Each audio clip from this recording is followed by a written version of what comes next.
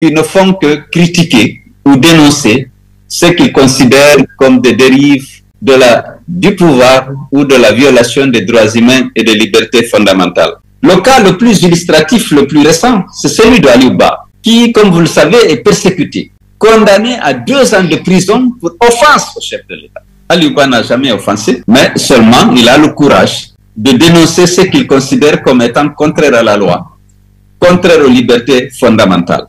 Et il vient d'être requis contre ce jeune, que je salue au passage, 5 ans de prison. Monsieur Mamadou Saliou Bari.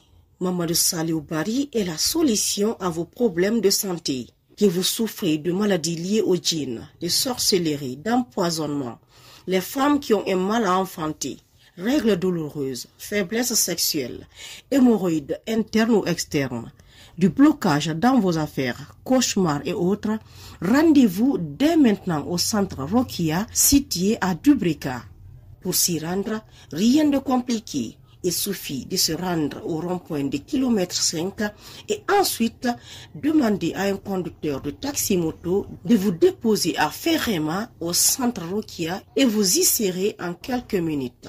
Avec Dr Saliou Bari, fini les soucis de santé. Je voudrais tout d'abord saluer votre présence massive à cette Assemblée générale ordinaire de l'UFDG. Vous remercier et vous féliciter pour votre présence, mais surtout pour votre constance et votre fidélité aux idéaux de notre grand parti, l'UFDG. Constance et fidélité qui exigent dans le contexte actuel suffisamment de courage et de dignité. Parce que, comme vous le savez, ce contexte est marqué par une vaste campagne d'intimidation et de corruption pour créer le sentiment que toute la Guinée milite désormais en faveur du parjure et de la confiscation du pouvoir par le général Mamadi Doumbouya. La justice est instrumentalisée. Elle déclenche des poursuites sans objet, prononce des condamnations sans base légale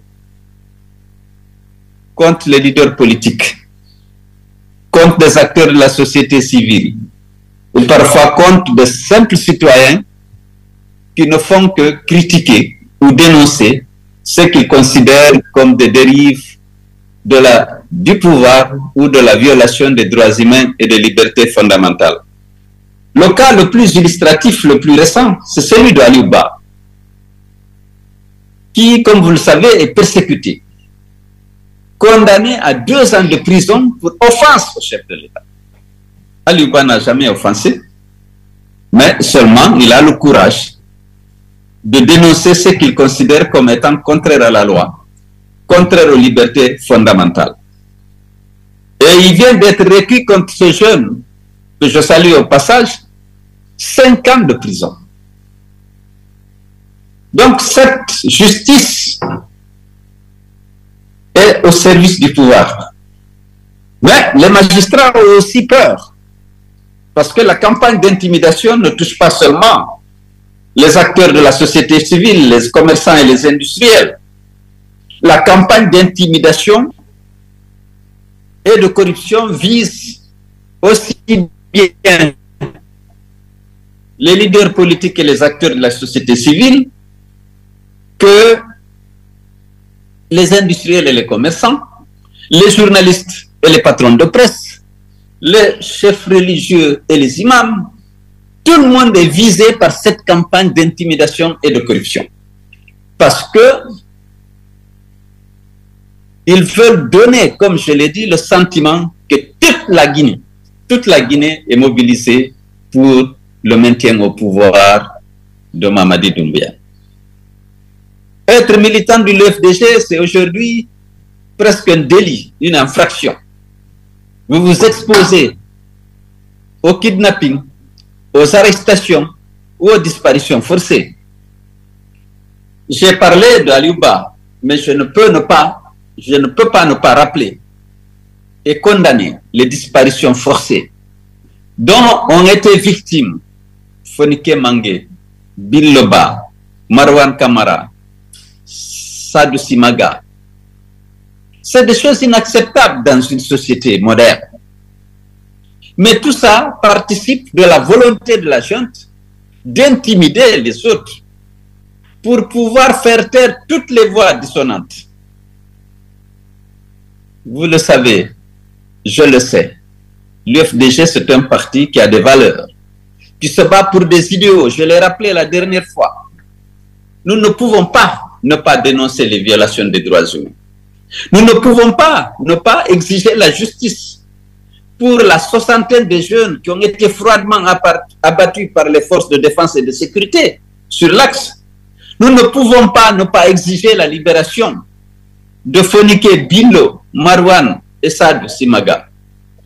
Nous ne pouvons pas ne pas condamner les persécutions dont Aliouba est aujourd'hui victime. Parce que nous sommes un parti de valeur. Nous voulons que la liberté d'expression, la liberté d'association soit exercée pleinement par des citoyens de ce pays. Et c'est pourquoi on se bat. J'avais rectifié l'autre jour en disant qu'on se bat pour avoir le pouvoir, parce que lorsqu'on a le pouvoir, on peut mettre fin à ces fléaux que je viens de dénoncer. Mais en attendant, nous devons être exigeants et dignes. Exigeants vis-à-vis de ceux qui gouvernent. Ils ont pris le pouvoir par la force, ils n'ont aucune autorité. Ils ont juré, le général Mamadi Doumbouya a juré de respecter une charte de la transition qu'il a fait rédiger et qui, heureusement, à notre avis, protégeait bien les droits humains, les libertés publiques. Malheureusement, dans la pratique, aucune disposition de cette charte n'est respectée. Nous n'avons pas, je l'ai dit à plusieurs fois, notre conflit avec la junte que nous avions soutenu à un moment, c'est qu'elle ne respecte pas ses engagements. Elle ne peut pas l'accompagner dans ça. On ne peut pas l'accompagner dans les disparitions forcées. On ne peut pas l'accompagner dans sa volonté de commettre un parjure et de confisquer le pouvoir. Il faut que le peuple de Guinée puisse choisir librement ses dirigeants. C'est à cela que la jeune s'est engagée lors de sa prise du pouvoir. Si elle change, nous devons le relever, le condamner et naturellement nous battre pour qu'on revienne au respect de cette charte et des engagements internationaux de notre pays, la Guinée. Ils se sont engagés à retourner le pouvoir aux civils, sans participer à aucune élection organisée pour le retour à l'ordre constitutionnel. Aujourd'hui, vous sentez que ça, ce n'était qu'un bluff. Ils veulent confisquer le pouvoir. Il faut que des Guinéens puissent leur dire non. Vous avez pris librement cet engagement de ne pas le faire, il ne faut pas le faire. Vous avez prêté serment devant la cour, la plus haute juridiction de notre pays, de ne pas le faire, il faut respecter la parole donnée. Dans nos sociétés traditionnelles, dans les pays modernes, avancés, les contrats doivent être respectés, les serments doivent être respectés. Donc, je le disais la dernière fois, tout le monde est intimidé, mais les militants de l'UFDG restent. Nous resterons attachés à nos engagements. Nous resterons attachés et continuerons le combat pour la promotion des libertés, pour la protection des droits humains, pour le retour à l'ordre constitutionnel par l'organisation d'élections libres et transparentes sans la participation des membres de la junte du gouvernement ou du CNT. Ce n'est pas nous qui l'avons dit, c'est la charte de la transition et Mamadi Doumbouya même l'a répété à chaque occasion qu'il a eu de répondre à des questions qui ont été récurrentes sur le sujet. J'avais estimé que nos commerçants et industriels, compte tenu du rôle important qu'ils jouent dans l'économie, naturellement, ils créent des emplois, ils créent de la richesse, ils payent des impôts. c'est les plus grands contribuables après les sociétés minières. Ils ne devaient pas s'afficher avec ceux qui se disputent le pouvoir. Ou s'ils le font, s'ils doivent soutenir une partie, il était important qu'ils le fassent discrètement comme ils l'ont toujours fait, et non s'afficher comme partisans d'un groupe contre un autre. Parce que leur rôle, c'est de continuer d'approvisionner le pays en marchandises de toutes sortes, d'arrêts de première nécessité, équipements, de payer des impôts, de créer des emplois. Ils font bien ce rôle.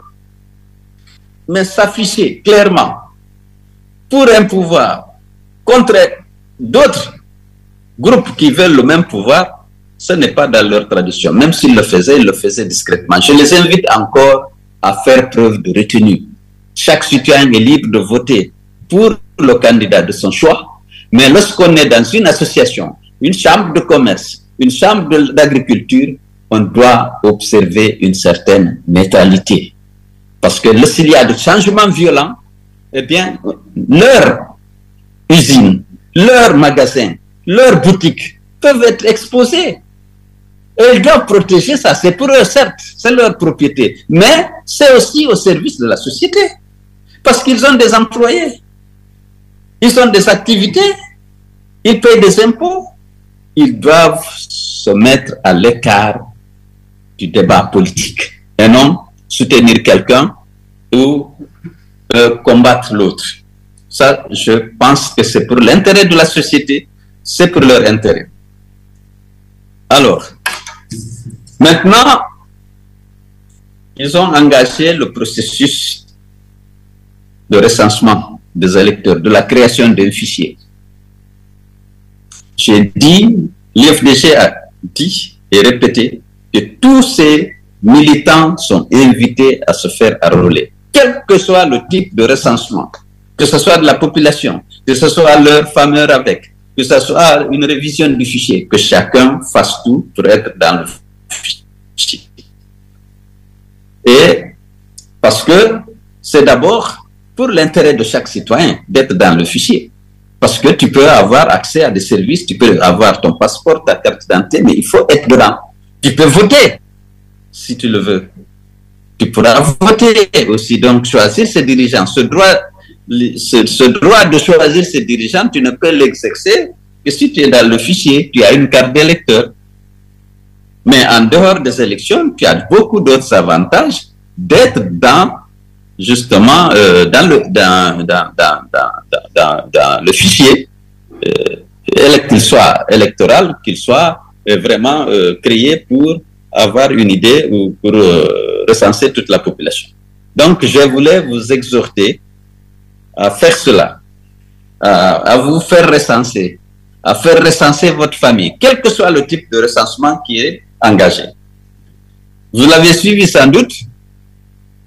J'ai été à Rosso.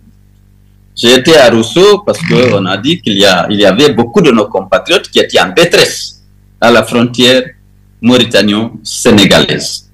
Effectivement, ils étaient plus de 300. Une bonne partie se trouve du côté de la Mauritanie et l'autre du côté du Sénégal. J'ai été les voir. Malheureusement, la police mauritanienne n'a pas voulu qu'on filme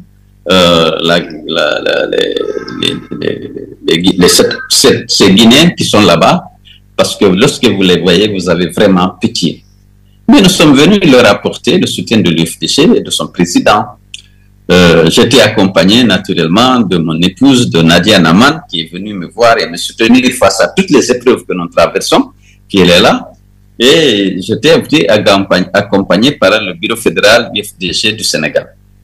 Et les gens, le bureau fédéral de Mauritanie a envoyé des gens nous réceptionner et faciliter justement l'accomplissement de cette mission. On l'a fait en votre nom.